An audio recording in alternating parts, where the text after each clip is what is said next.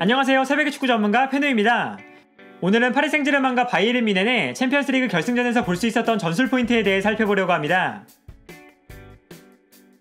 먼저 두 팀의 선발 라인업을 살펴보면 파리 생제르맹은 부상에서 회복한 나바스와 베라티의 출전 유무가 무엇보다 중요했는데, 나바스는 선발로 나왔지만 베라티는 완벽한 컨디션이 아니었기 때문에 벤치에서 경기를 시작했고, 파리 생제르맹은 라이프치히전처럼 파레데스, 마르키뉴스, 에레라가 중원 라인을 구성했습니다. 또한 공격 라인은 챔피언스리그 8강전과 4강전에서 사용했던 네이마르의 제로톱을 결승전에서도 들고 나왔는데요. 한편 바이에른 뮌헨은 부상에서 회복한 파바르를 선발로 기용할 것이냐가 가장 큰 관심사였는데, 플릭 감독은 파바르를 선발로 기용하지 않고 최근 계속해서 보여줬던 것처럼 키미히를 오른쪽 풀백으로 기용하는 전형으로 나왔습니다.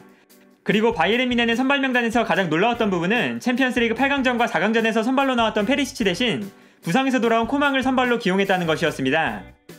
이것은 파리 생제르맹의 오른쪽 측면에 스피드가 빠른 디마리아가 있기 때문에 평소보다는 데이비스의 오버래핑을 줄여주면서 파리 생제르맹의 역습에 대비하려는 의도를 가지고 있었다고 할 수 있는데요. 페리시치가 선발로 나올 때는 페리시치가 측면으로 움직여주기도 하지만 중앙으로 움직이면서 상대의 측면 수비수를 중앙으로 유인하고, 이때 데이비스가 높게 올라오는 방식으로 공격을 전개할 때가 많은데, 이번 경기에서는 페리시치보다 측면 공격에 좀 더 장점이 있는 코망을 선발로 기용하면서 데이비스가 너무 공격적으로 올라오지 않아도 코망이 측면 공격을 주도하는 방식으로 경기를 운영할 수 있었습니다. 그리고 이 경기는 기본적으로 바이에른 뮌헨이 공격을 주도하고 파리 생제르맹이 역습을 노리는 형태로 경기가 진행되었는데, 여기서 파리 생제르맹이 좋았던 부분은 수비라인을 깊숙하게 내리는 플레이에만 집중하지 않았다는 것입니다. 특히 바이에른 뮌헨이 노이어를 시작으로 볼을 전개할 때 파리 생제르맹의 공격수들은 바이에른 뮌헨의 중앙 수비수들 사이에 위치하면서 노이어가 수비수들에게 패스를 보내줄 수 없도록 방해하고, 파레데스와 에레라도 티아고와 고레츠카를 확실하게 압박해주면서 바이에른 뮌헨이 중원을 거쳐가는 것도 어렵게 만들었습니다. 경기 장면을 봐도 노이어가 볼을 전개할 때 파리 생제르맹의 최전방 공격수들이 바이에른 뮌헨의 수비라인 사이에서 노이어의 패스를 견제하고 있고, 중원에서는 파레데스와 에레라가 고레츠카와 티아고를 압박하고 있는 모습을 볼 수 있었는데요. 여기서 눈에 띄었던 선수는 에레라였습니다. 에레라는 기본적으로 바이에른 뮌헨의 중앙 미드필더를 압박하고 있지만, 노이어가 압박을 피해서 데이비스에게 롱패스를 시도하는 순간 데이비스에게 빠르게 접근해서 압박하는 모습을 보여줬는데요. 데이비스가 볼을 제대로 컨트롤할 여유도 없을 만큼 에레라가 빠르게 압박을 시도했기 때문에 데이비스 쪽에서 실수가 나오는 장면이 굉장히 많았습니다. 그리고 파리 생제르맹의 압박에 막혀서 바이에른 뮌헨이 후방 빌드업을 시도하다가 오히려 결정적인 패스 미스를 범하는 장면이 몇 차례 나왔는데요. 파리 생제르맹 입장에서는 결정적인 찬스를 득점으로 만들어내지 못했다는 것이 굉장히 아쉬웠습니다. 또한 파리 생제르맹이 너무 수비적인 경기를 펼치지 않고 전방에서 압박을 시도했다는 것이 중요했던 이유는, 수비라인을 내린 상태에서 경기를 하게 되면 바이에른 뮌헨은 레반도프스키를 비롯한 공격수들을 향해서 편안하게 볼을 보내줄 수 있는데, 파리 생제르맹이 전방에서 압박을 펼쳤기 때문에 바이에른 뮌헨 입장에서는 공격 지역으로 볼을 보내주는 과정이 까다로워질 수밖에 없었고, 그만큼 레반도프스키에게 좋은 패스가 공급되는 횟수가 줄어들었다는 것입니다. 여기에 더해서 바이에른 뮌헨이 압박을 풀어나오기 시작하면 파리 생제르맹은 더 이상 라인을 끌어올리지 않고 모든 선수가 빠르게 후방으로 내려갔습니다. 특히 은바페와 디마리아까지 낮은 위치까지 내려와서 측면 수비에 가담했고, 마르키뉴스를 중심으로 파리 생제르맹의 중원 라인이 수비 라인을 철저하게 보호해주면서 레반도프스키나 밀러, 그나브리 같은 선수들이 수비 라인 앞에서 볼을 편안하게 잡을 수 없도록 끊임없이 방해해줬다는 것이 인상적이었습니다. 따라서 파리 생제르맹의 수비 장면을 보면 디마리아와 은바페까지 확실하게 내려와서 수비하는 장면을 볼 수 있었는데요. 그리고 이렇게 수비 라인을 깊숙하게 내린 상태에서 파리 생제르맹은 수비에 성공한 이후에 공격을 위해서 높게 올라온 바이에른 뮌헨의 수비 뒷공간으로 빠르게 볼을 보내주는 것을 중요하게 생각했습니다. 특히 은바페가 있는 측면 지역을 향해서 한 번의 패스를 보내주고, 은바페와 키미히 혹은 은바페와 보아탱이 볼을 경합하는 상황을 만들어주기 위해 노력했는데요. 바이에른 뮌헨이 라인을 끌어올린 상태에서 은바페가 키미히와 보아탱보다 스피드가 빠르기 때문에 은바페의 스피드를 활용한 공격은 파리 생제르맹의 가장 효과적인 역습 패턴이었습니다.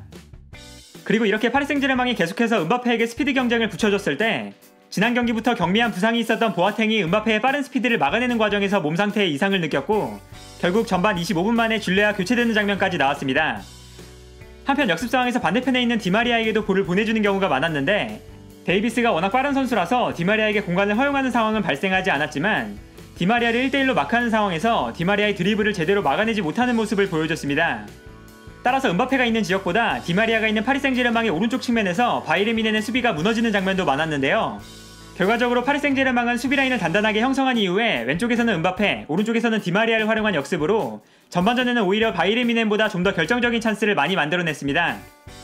그러나 결정적인 찬스가 발생할 때마다 파리 생제르맹은 노이어의 엄청난 선방에 계속해서 가로막혔고, 결국 훌륭하게 경기를 운영했음에도 불구하고 득점을 기록하는 데 실패했는데요.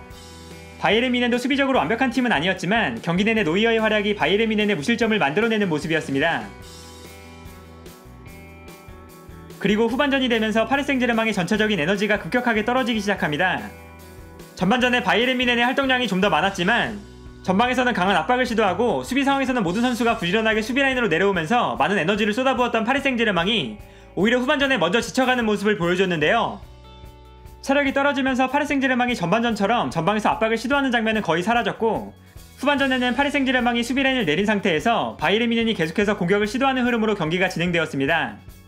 따라서 전반전에도 바이에른 뮌헨이 공격을 전개하는 시간이 훨씬 더 많았지만 후반전에는 본격적으로 바이에른 뮌헨이 파리 생제르맹의 수비 라인을 어떻게 무너뜨릴 수 있을 것이냐가 경기의 가장 큰 포인트였는데요.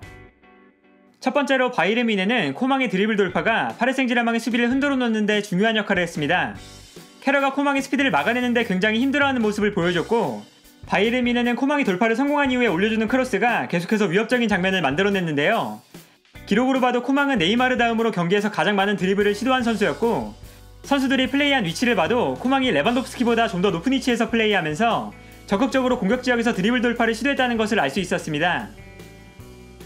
반면에 오른쪽 측면에서는 밀러와 그나브리의 스위칭 플레이가 인상 깊었습니다.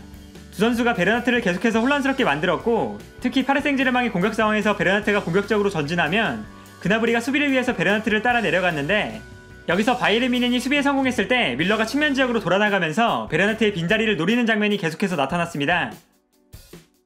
따라서 경기 장면을 봐도 밀러가 측면으로 돌아나가고 그나브리가 중앙으로 침투하면서 베르나트를 혼란스럽게 만드는 장면을 자주 볼 수 있었는데요.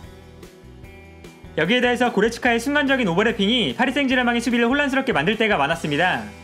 크로스가 올라올 때 신체적인 능력이 좋은 고레츠카가 순간적으로 페널티 에어리어 안으로 뛰어들어가고 수비수들이 고레츠카에게 시선이 쏠릴 때 레반도프스키에게 좀 더 여유로운 공간이 발생하는 건데요. 이런 플레이는 이번 시즌 바이에른 뮌헨의 전형적인 공격 패턴이었고 이번 경기에서도 크로스가 올라올 때 고레츠카가 페널티 에어리어 안으로 세도하면 수비수들의 시선이 고레츠카에게 쏠리고 결과적으로 레반도프스키에게 좀 더 좋은 찬스가 만들어지는 장면이 자주 나왔습니다. 그리고 마지막으로 키미히의 움직임이 결정적이었습니다. 키미히는 공격 상황에서 측면으로 움직일 때도 있었지만 밀러와 그나브리가 페널티 에어리어와 측면으로 움직일 때 키미히가 중앙으로 들어오면서 오른쪽 하프 스페이스에 위치하는 장면이 자주 나왔습니다. 그리고 키미히의 움직임을 음바페가 후반전으로 갈수록 놓치는 상황이 많아지면서 키미히가 하프 스페이스에서 페널티 에어리어 안으로 날카로운 패스를 보내주는 모습을 볼 수 있었는데요. 경기 장면을 봐도 이러한 특징이 명확하게 나타납니다. 이 장면을 보면 그나브리 대신 들어온 페리시치가 측면으로 달려나갈 때 키미히가 중앙으로 들어와서 볼을 받는데요. 이때 키미히가 하프 스페이스에 위치하면서 볼을 전개하는 상황이 발생하게 되는 것입니다. 바이에른 뮌헨의 득점도 바로 이러한 상황에서 나왔습니다. 키미히가 하프 스페이스로 들어와서 볼을 받을 때 페널티 에어리어 안으로 크로스를 올려주는데요. 순간적으로 케러가 레반도프스키를 막고 있을 때 뒤에서 뛰어들어오는 코망이 자유로운 상태가 되고 여기서 코망이 헤더로 득점을 만들어냈습니다. 코망의 득점도 훌륭했지만 하프 스페이스로 움직이는 키미히의 플레이가 굉장히 인상 깊었는데요. 여기서 파리 생제르맹에게 아쉬웠던 것은 실점을 허용한 이후에 공격적인 경기를 펼치지 못했다는 것입니다. 그리고 그 중심에는 네이마르를 효과적으로 활용하지 못했다는 것이 아쉬웠는데요. 네이마르가 전반전부터 파리 생제르맹이 수비 라인을 형성할 때 낮은 위치까지 내려와서 수비에 가담했는데 이렇게 되면 파리 생제르맹이 공격을 전개할 때 네이마르가 너무 낮은 지역부터 볼을 가지고 움직여야 한다는 문제가 있었습니다. 챔피언스리그 4강전과 이번 경기에서 네이마르가 드리블을 시도했던 위치를 비교해보면 이러한 특징을 확인할 수 있습니다. 두 경기 모두 네이마르는 9번의 드리블을 시도했는데 라이프치히전에서는 하프라인 위에서 시도한 드리블이 많았던 반면에 이번 경기에서는 드리블을 시도한 위치가 확연하게 낮아진 것을 확인할 수 있습니다. 그리고 이러한 차이가 중요한 이유는 네이마르가 공격 지역에서 드리블을 성공시켰을 때는 곧바로 결정적인 득점 찬스가 만들어지지만 하프라인 밑에서 드리블을 시도할 때는 돌파를 성공해도 득점 찬스로 이어가는 것이 쉽지 않다는 것에 있습니다. 결과적으로 네이마르의 공격력이 반감될 수밖에 없는 것인데요. 여기에 대해서 네이마르가 낮은 지역까지 내려왔다가 공격 지역으로 올라가는 것을 반복했기 때문에 후반전 중반부터는 체력적으로 현저하게 떨어진 모습을 보여줬고 네이마르가 평소보다 부진한 활약을 보여줬다는 것이 파리 생제르맹에게 아쉬운 부분이었습니다. 그리고 바이에른 뮌헨에게 인상적이었던 것은 한 점 차이로 리드하는 경기였음에도 불구하고 경기가 끝날 때까지 라인을 끌어올려서 압박을 시도했다는 것이었습니다.